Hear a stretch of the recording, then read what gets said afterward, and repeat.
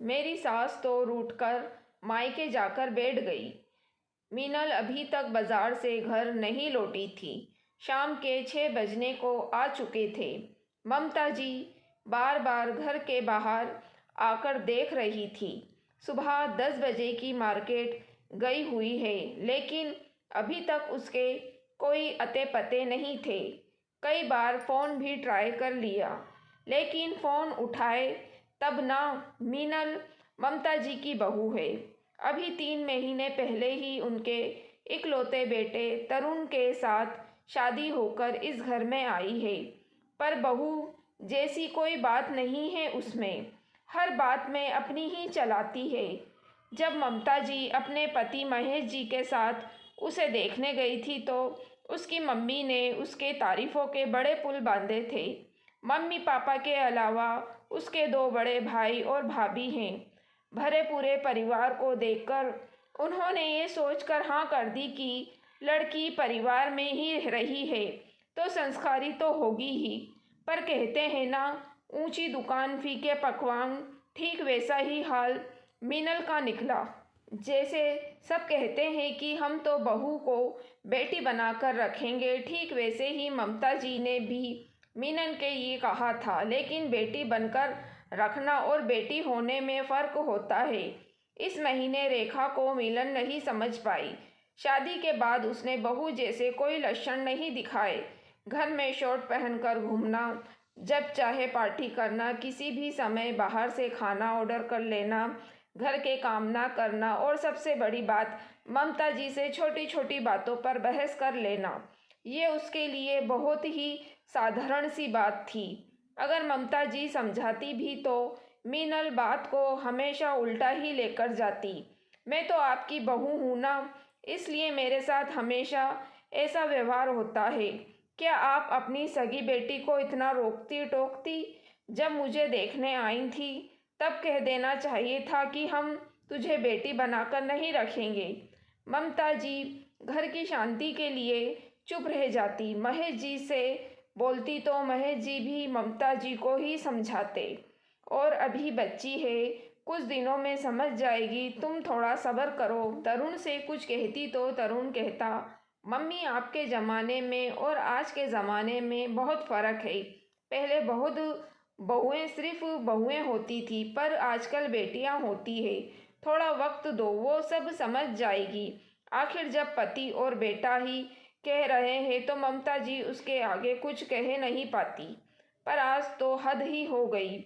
सुबह तरुण और महेश जी के ऑफिस जाने के बाद से ही मीनल गई हुई है, लेकिन अभी तक नहीं आई। ममता जी फ़ोन कर रही है तो फ़ोन भी नहीं उठा रही है। भला ये कोई बहू बेटी के लक्षण हैं? आने दो उसे आज। आज तो साफ साफ बात करूँगी। ममता जी बड़बड़ाने लगी। इतने में तरुण और महेश जी भी घर आ गए। आते ही महेश जी बोले, अरे क्या हो गया श्रीमती जी? घर के बाहर खड़ी होकर किसका इंतज़ार कर रही हो? हमारा तो आज तक इस तरह से इंतज़ार नहीं किया। कौन खुश नसीब है वो? महेश जी के सवाल को सुनकर ममता जी उन्हें घूरते हुए बोली, आपको मजाक सूझ रहा है? यहाँ शाम हो चुकी है, लेकिन बहू अभी तक घर वापस नहीं आई। पता नहीं कहाँ रह गई। कहकर तो गई थी कि थोड़ी देर में आती हूँ। अरे तो कोई काम हो गया होगा। मम्मी आप भी क्या चिंता करती हो? कोई छोटी बच्ची थोड़ी ना है, आ जाएगी। तरुण ने बीच में ही कहा, आ जाएगी से क्या मतलब? आजकल ज़माना कितना ख़राब है, पता नहीं है क्या? कब से फ़ोन लगा रही हूँ, कम से कम फ़ोन तो उठाकर जवाब दे सकती है। भला ये कोई बहू बेटी के लक्षण होते हैं? तरुण की बात सुनकर ममता जी खींचते हुए बोली, अच्छा अच्छा, तुम दोनों माँ बेटे बात करो। मैं जाकर चेंज कर रहा हूँ और थोड़ी देर आराम करूँगा। फिर सब लोग मिलकर खाना खाएंगे। खाना तो बना लिया होगा आपने श्रीमती जी? महेश जी की बात सुनकर ममता जी बोली, हाँ हाँ, सब्ज़ी और दाल बना दी है, बस रोटियां सेकनी हैं। इतने में बाहर कैब आकर रुकी। उसमें से मीनल उतरकर आई तो उसके हाथ में काफ़ी सारे शॉपिंग बैग्स थे। अंदर आते ही बैग एक तरफ पटक कर सोफे पर बैठते हुए बोली, आज तो सचमुच बहुत थक गई हूँ, पर शॉपिंग करके मज़ा आ गया। ममता जी ने कहा, मम्मी जी, मैं कोई छोटी बच्ची नहीं हूँ, शॉपिंग करने ही तो गई थी, लौट कर आ ही जाती ना। जो आप बार बार फ़ोन पर फ़ोन कर रहे थे, इतना एम्बेरेस लग रहा था मुझे अपने दोस्तों के सामने, इसलिए मैंने फ़ोन का वॉल्यूम ही बंद कर दिया। और रही बात शॉपिंग की, तो मुझे जिन चीज़ों की ज़रूरत थी मैं वो ले आई। इसमें बात का बतंगड़ बनाने की क्या ज़रूरत पड़ गई? मेरी मम्मी ने तो मुझे कभी नहीं रोका। मिलन ने बिगड़ते हुए कहा, बेटा, तुम्हारी मम्मी ने तुम्हें कभी नहीं रोका, क्योंकि वो तुम्हारा मायका था। वहाँ तुम बेफिक्र होकर रहती थी। जी किया तो काम किया, नहीं किया तो छोड़ दिया। दो दो भाभियाँ थी, संभाल लिया था उन्होंने। पर ये तो तुम्हारा ससुराल है, तुम खुद यहाँ एक बहू हो, वो भी इकलौती। इस घर का भला बुरा सब तुम्हें सोचना है। आखिर अपनी जिम्मेदारी कब उठाओगी? ममता जी ने मीनल की बात का जवाब दिया। तब मीनल चिढ़ते हुए बोली, मम्मी जी, फिर तो आपको शादी से पहले बोलना ही नहीं चाहिए था कि हम बहू को बेटी बनाकर रखेंगे। इतनी रोक टोक तो कभी मुझ पर मेरी मम्मी ने भी नहीं की जितना आप टोकती हो, कहकर मीनल कमरे में चली गई। ममता जी ने उदास होकर तरुण की तरफ देखा तो तरुण उल्टा ममता जी को समझाने लगा, क्या मम्मी, आप भी चिल करो ना, क्यों सास बन रही हो? 7 ही तो बजे हैं, आ तो गई टाइम से। आपकी बेटी होती तो क्या आप उसके साथ भी इस तरह से बिहेव करते हैं? कहकर तरुण भी अपने कमरे में चलता बना। ममता जी को बहुत बुरा लगा। उदास मन से ममता जी कमरे में आ गई और पलंग पर बैठ गई। उन्हें इस तरह उदास देखकर महेश जी बोले, ममता, तुम्हें नहीं लगता कि तुम मीनल के सास बनने की कोशिश कर रही हो? अभी बाहर जो भी हुआ उसमें तुम्हारा हाथ है। अच्छी खासी घर में शांति थी, बेवजह तुमने हंगामा कर दिया। उनकी बात सुनकर ममता जी बोली, आपको भी लगता है कि मेरी ही गलती है? बहू को यूं लेट तक आना, मेरा फ़ोन ना उठाना, घर की कोई जिम्मेदारी ना लेना, ये गलत नहीं है? अरे तुम छोटी सी बात को क्यों बड़ा बना रही हो? अगर उसे बेटी की तरह मानोगी तो खुश रहोगी। अब तुम्हारी अपनी होती तो, कहते कहते महेश जी चुप हो गए। पर यह बात ममता जी के दिल पर जा लगी। उन्होंने कहा तो कुछ भी नहीं, पर अपना मोबाइल लेकर बाहर बरामदे में आ गई।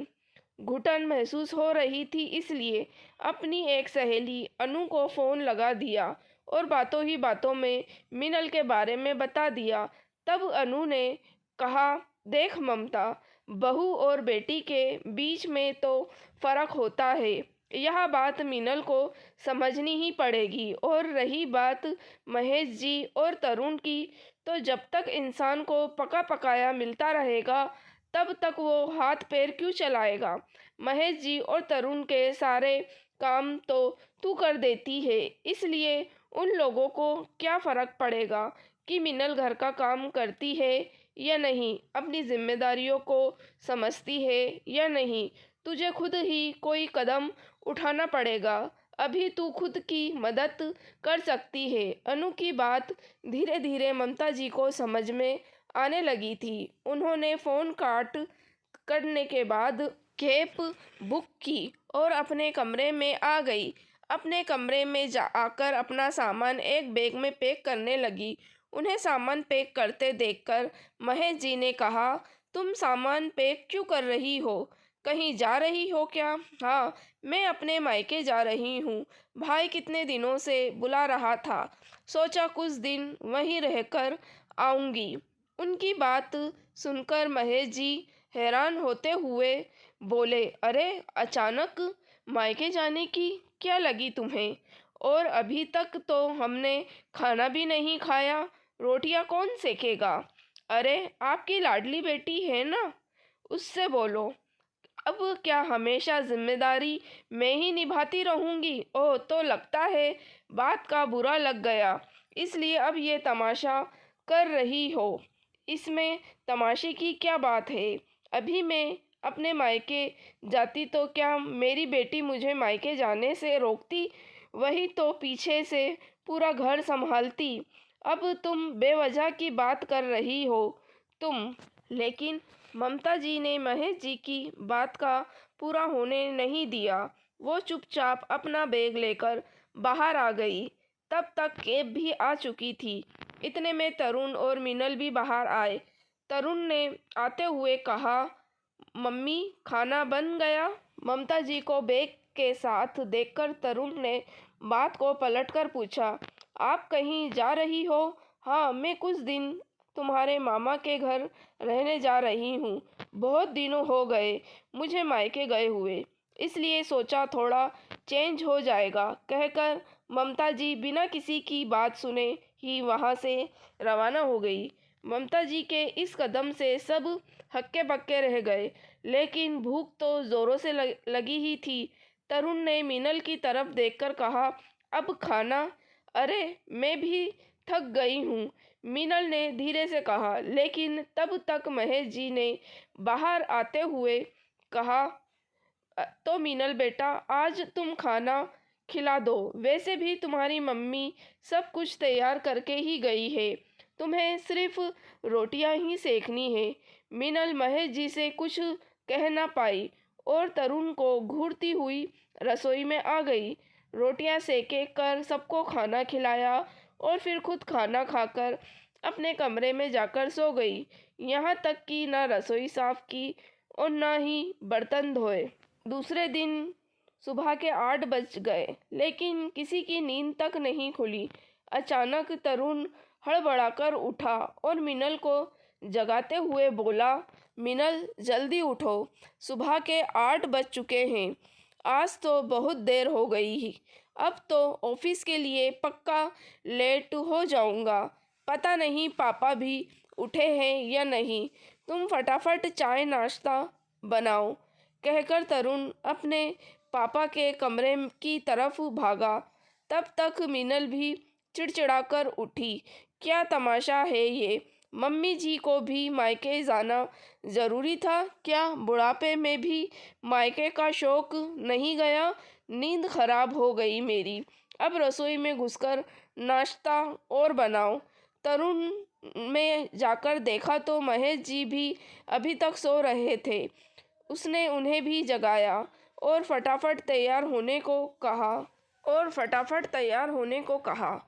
इधर मिनल रसोई में गई तो रसोई रात की ही बिखरी पड़ी थी। बर्तन झूठे पड़े हुए थे। उसे कुछ समझ ही नहीं आया कि क्या बनाऊं। इतने में तरुण रसोई में आया और बोला, मिनल, कमला बाई का फ़ोन आया था, वो आज भी नहीं आएगी, इसलिए घर के साफ सफाई भी तुम्हें ही देखनी है। तरुण, मैं ये सब कैसे करूँगी? रसोई बिखरी पड़ी है, रात के झूठे बर्तन पड़े हुए हैं, ऊपर से तुम कह रहे हो कमला बाई भी नहीं आएगी। पिछले 3 दिन से वो छुट्टी ले रही है, और कितनी छुट्टी लेगी? मुझसे नहीं होगा ये सब। या तो तुम यहाँ रुककर मेरी मदद करो, वरना मैं भी अपने मायके चली जाऊंगी, मिनल चिड़चिड़ाते से बोली।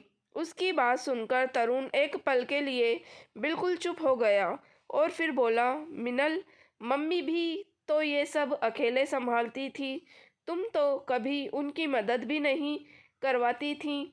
मुझे नहीं पता, ये सब तुम्हारी मम्मी ने ये सब जानबूझकर किया है, मुझे परेशान करने के लिए। मैं अपने मायके जा रही हूँ, तुम देख लो तुम्हें क्या करना है। मिनल बड़बड़ाते हुए अपने कमरे में चली गई। उसकी ये बात महेश जी ने भी सुन ली। वाकई उन्हें काफ़ी हैरानी हुई कि बहू एक दिन घर नहीं संभाल पा रही, जबकि वो और तरुण उसी के साथ देते हैं थे। तभी महेश जी तरुण से बोले, बेटा, मैं ऑफिस जा रहा हूँ, चाय नाश्ता वहीं कर लूँगा। आज तुम घर पर रहकर मिनल की मदद करवा दो, कहकर महेश जी घर से बिना चाय नाश्ता किए ही रवाना हो गए। इधर मीनल ने अपनी मम्मी को फ़ोन लगाया ये बताने के लिए कि वो मायके आ रही है, तो उसकी मम्मी ने पूछा, आज अचानक कैसे मायके आ रही है, सब ठीक तो है? यह कुछ भी ठीक नहीं है मम्मी, मेरी सास तो रूठ कर मायके जाकर बैठ गई। पता नहीं लोग शादी से पहले ऐसा क्यों कहते हैं कि हम तो बहू को बेटी बनाकर रखेंगे। सच बोलने में और करने में बहुत फ़र्क होता है। बड़बड़ाती हुई मीनल ने कल का पूरा किस्सा अपनी मम्मी को कहकर सुनाया। उसकी बात सुनकर उसकी मम्मी ने कहा, अच्छा तो तू काम के डर से भागकर आ रही है। तुझे तो मेरे जैसी सास मिलनी चाहिए थी, जो बहू को डांट डपट कर एक तरफ बिठाकर रखती है। खबरदार, जो तू मेरे घर आई तो तेरी बात सुन सुनकर मेरी बहुएं बिगड़ जाएंगी और मेरे सिर पर चढ़कर नाचेंगी। मम्मी, आप मुझे मेरे ही मायके आने से रोक रही हो? मीनल हैरान होते हुए बोली, क्यों ना रोकूं तुझे? अपना घर संभाल नहीं पा रही है और मेरे घर में आग लगा देगी। इज्जत से आए तो तेरा स्वागत है, लेकिन इस तरह से लड़ झगड़ कर आई तो मेरे घर के दरवाजे तेरे लिए बंद है, कहकर उसकी मम्मी ने फ़ोन रख दिया। मीनल हैरान रह गई कि उसकी मम्मी उसे ये जवाब दे रही थी। अब तो मजबूरन उसे घर का काम करना ही था, इसलिए रसोई में पहुंच गई। मीनल को काम करता देखकर तरुण की भी जान में जान आई और वो भी घर की साफ सफाई में उसकी मदद करने लगा। दोनों ने मिलकर ही घर का काम किया था, लेकिन उसमें ही दोनों थक गए। इसलिए दोपहर में खाना दोनों ने बाहर से मंगवाया। लेकिन शाम आते आते तक सबको अपनी गलती का एहसास हो चुका था। इसलिए महेश जी आते समय ममता जी को मनाकर अपने साथ ही लेकर आए। ममता जी के घर आते ही मीनल और तरुण ने भी उनसे माफ़ी मांगी। आखिर धीरे धीरे सब कुछ नॉर्मल हो गया। यह तो कहानी थी, इसलिए आसानी से सब कुछ नॉर्मल हो गया, पर सच्चाई तो इससे काफ़ी परे होती है। दोस्तों, अगर आपको कहानी पसंद आई है तो आप मेरे चैनल वॉइस ऑफ नीलोफर को सब्सक्राइब ज़रूर कीजिएगा और मेरी वीडियो को लाइक और शेयर भी ज़रूर कीजिएगा। Thank you for watching.